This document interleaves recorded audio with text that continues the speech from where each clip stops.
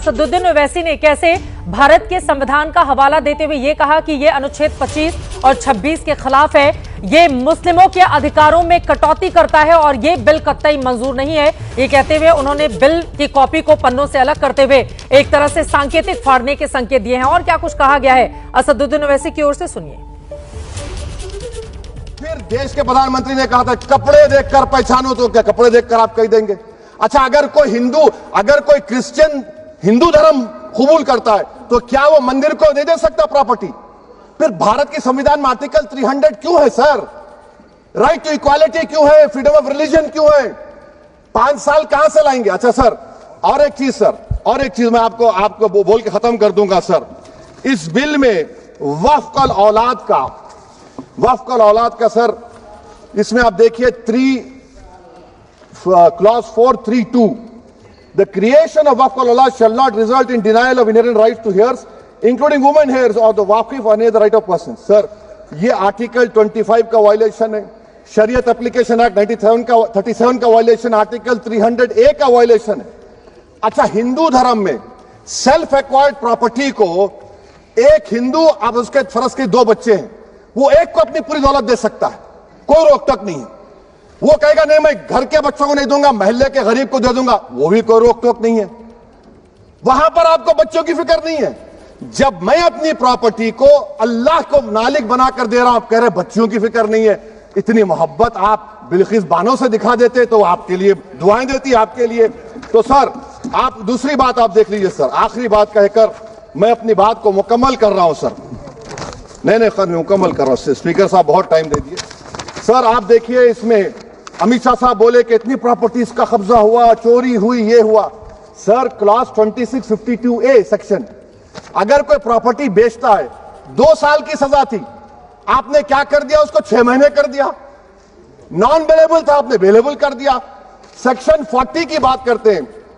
Section 40 में sir हमको जो ज्वाइंट वर्किंग कमेटी और भी तमाम बातें गिनाई गई हैं असदुद्दीन ओवैसी की ओर से। लोकसभा का फिलहाल एक बार फिर से रुख करेंगे। जगदम्बिका पाल बीजेपी के सांसद इस वक्त बोल रहे हैं। आखिर इस बिल के बारे में इस सरकार ने, अगर जब बिल को इंट्रोड्यूस किया था किरण रिजिजू जी ने, संसदीय कार्य मंत्री ने, अगर इस सरकार की मंशा होती कि हम जो 44 अमेंडमेंट लेकर के आए हैं उसी बिल को एज इट इज पास कराना है, तो निश्चित तौर से लोकसभा में भी बहुमत है, राज्यसभा में भी बहुमत है, सीधे उस बिल को हम पास करा सकते थे।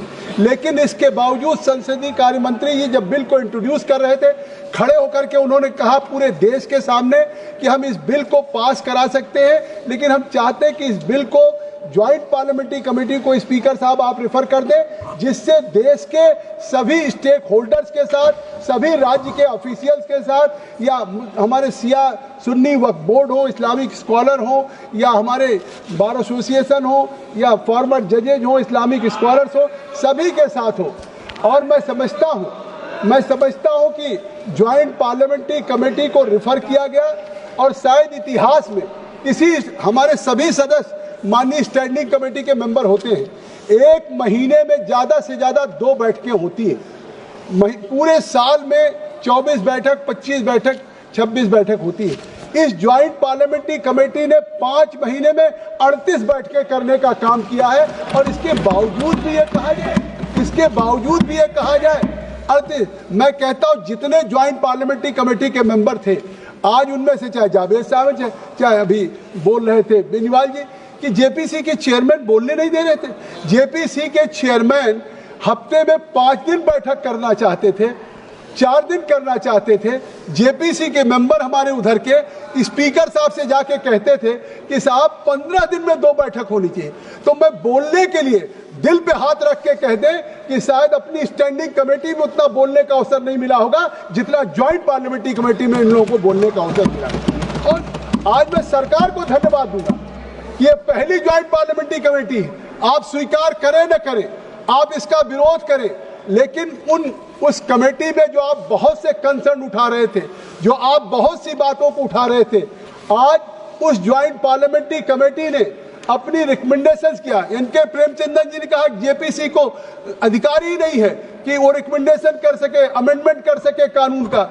गृह मंत्री जी ने उत्तर दे दिया, उसमें मुझे नहीं कहना। लेकिन आज ज्वाइंट पार्लियामेंट्री कमेटी में मैं अपने सभी सदस्यों को धन्यवाद देना चाहता हूं। ये आपका सौभाग्य होगा, इतिहास बताएगा कि जिस जेपीसी के आप मेंबर थे उसकी सारी रिकमेंडेशंस को सरकार ने स्वीकार करने का काम किया है। ये कोई साधारण बात नहीं।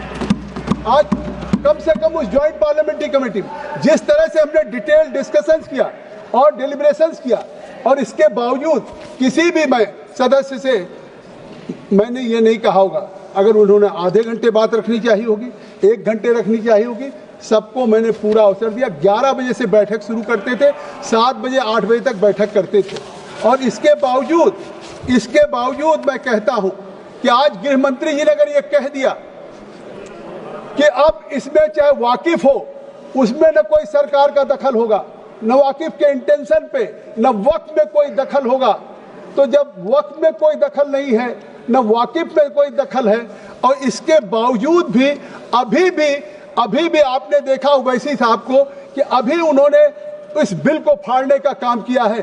तो ये जो बात कह रहे कि ये बिल असंवैधानिक है, असंवैधानिक काम तो उन्होंने किया है जो बिल फाड़ने का काम किया है। आज मैं पूछना चाहता हूं, आज किस लिए बिल फाड़ दिया?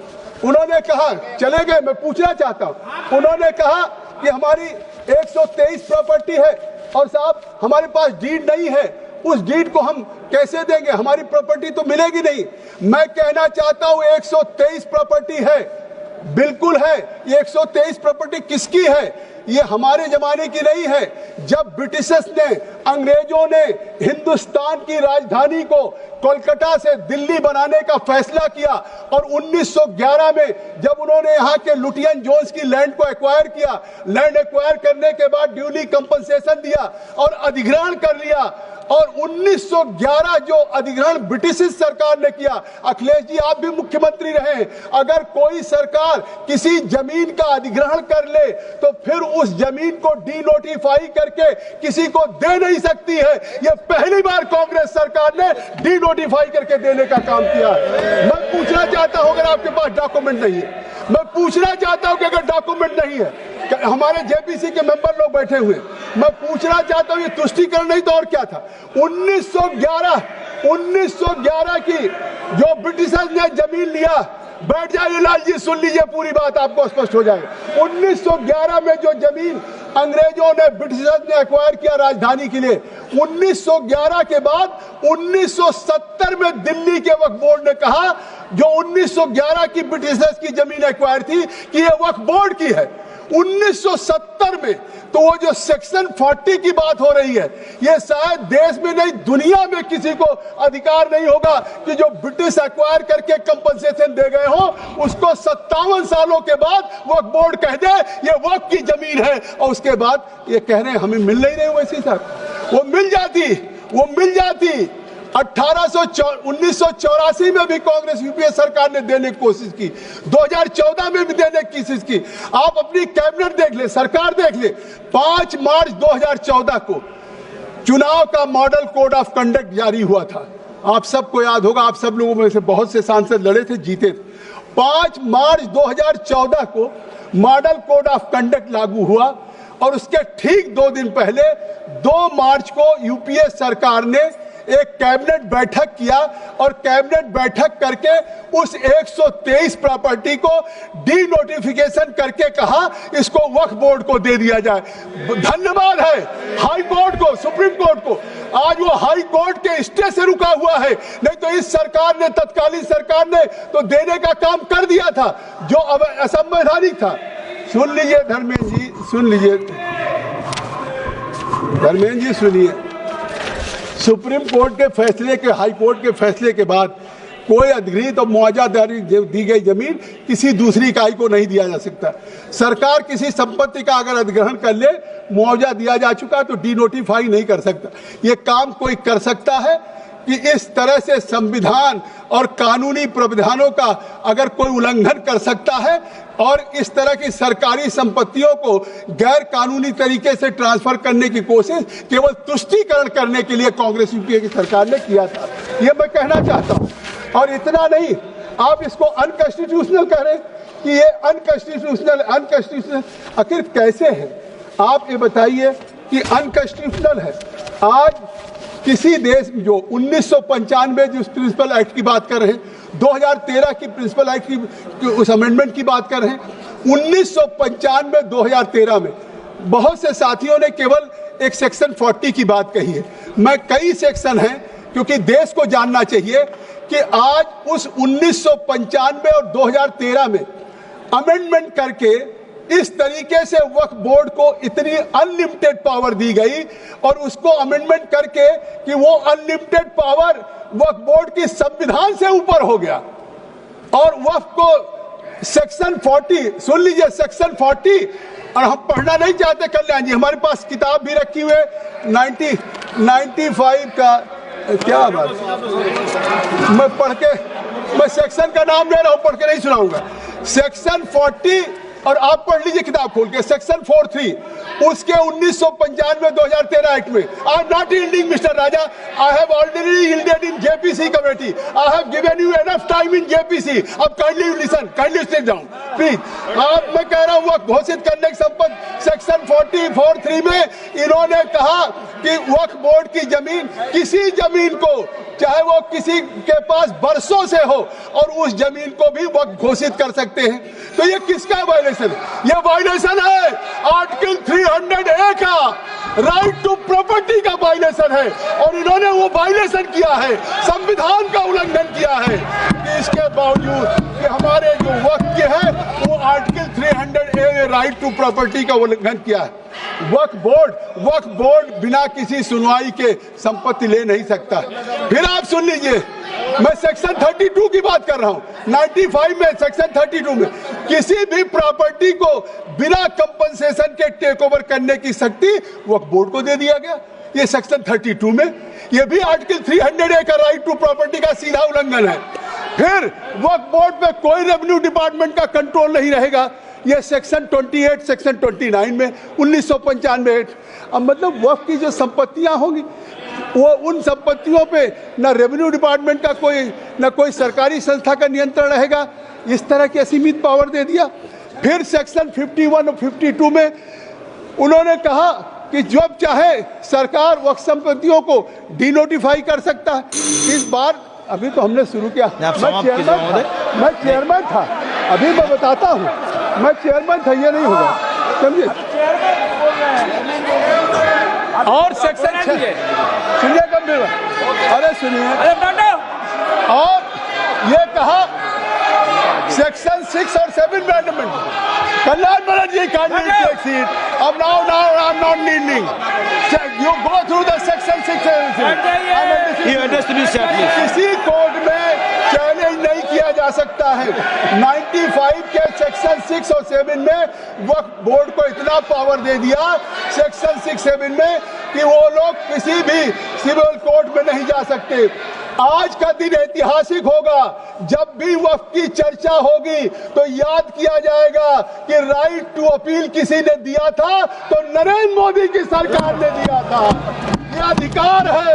वो रिवीजन की बात करते हैं, रिव्यू की बात करते हैं, गृह मंत्री जी ने जैसे कहा रिट की बात करते हैं, लेकिन अपील का अधिकार जो मौलिक अधिकार होता है वो इस सरकार ने पहली बार देने का काम किया है कि कोई व्यक्ति हाई कोर्ट तक जा सकता सुप्रीम। अरे और बैठ जाओ, कहते पसमानदा। हम ये गुड गवर्नेंस की बात है, केवल पसमानदा की बात नहीं कर रहे हैं कि ये कहते हैं कि आप डिवाइड कर रहे हैं, पसमानदा की बात कर रहे हैं, खवातीन की बात कर रहे हैं, बच्चों की बात कर रहे हैं, ऑर्फन की बात कर रहे हैं। क्यों नहीं करेंगे? सच्चर कमेटी ने क्या रिकमेंड किया था? सच्चर कमेटी ने कहा था कि आज मुस्लिम महिलाओं की 51% इलिटरेट है, 6% हायर एजुकेशन में नहीं है, मुस्लिम्स की स्थिति SC/ST से भी खराब है। ये हमारे सब लोग सच्चर कमेटी ने कहा था कि इनको इंप्रूव करने की जरूरत है। आज जैसे आपने स्वामीनाथन की रिपोर्ट को ठंडे बस्ते में डाल दिया था, उसको लागू करने का काम किसानों के लिए मोदी सरकार ने किया। आज फिर उसी तरीके से, सुन लीजिए, फिर आज उसी तरीके से जैसे स्वामीनाथन की report, Swaminathan committee Congress UPA ने बनाई, लेकिन उसकी रिपोर्ट को लागू करके किसान के आय को दुगना करने का हमने काम किया। आज उसी तरीके से सच्चर कमेटी का, मैं I am addressing to chair, आप मत देखिए, आप सभापति जी उधर मत देखिए, हमको देखिए। हाँ बस आप हमको देखिए, आप बिल्कुल चिंता करिए, समझे। तो मैं आपसे कहना चाहता हूँ उसी तरीके से सच्चर कमेटी बनाई इन्होंने, और सच्चर कमेटी की क्या रिपोर्ट है, हम क्यों लाए हैं आज ये हमारी सरकार ये अमेंडमेंट क्यों लाई है, मैं गंभीरता से कहना चाहता हूं। 2006 से 14 तक सच्चर कमेटी की रिपोर्ट के बाद भी इस कांग्रेस को चिंता नहीं हुई कि पसमानदा, ओबीसी, खवातीन, ऑर्फन, इन मुस्लिम गरीब लोगों का क्या होगा। अगर उसकी चिंता हुई तो आज मोदी सरकार को चिंता हुई, और केवल चिंता नहीं हुई, आज इस बिल को लाने का उद्देश्य क्या है, इस बिल को लाने, चिल्लाइए मत, इस बिल को लाने का उद्देश्य क्या है। इस बिल को लाने का उद्देश्य सच्चर कमेटी जो 2006 की रिपोर्ट थी उसके साथ, सच्चर के साथ नहीं, हमने सच्चर कमेटी की रिपोर्ट लिया, फिर नेशनल सैंपल सर्वे NSSO की रिपोर्ट है, फिर ऑल इंडिया हायर एजुकेशन सर्वे की रिपोर्ट है, फिर नेशनल फैमिली हेल्थ सर्वे की रिपोर्ट, कुछ ज्ञान बढ़ा लो, अपना ज्ञान बढ़ाओ।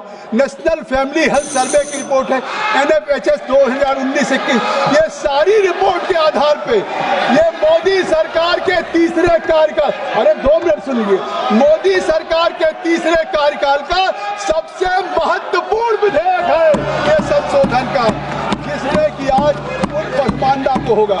मैं आपसे कहना चाहता हूं कि आज ये जो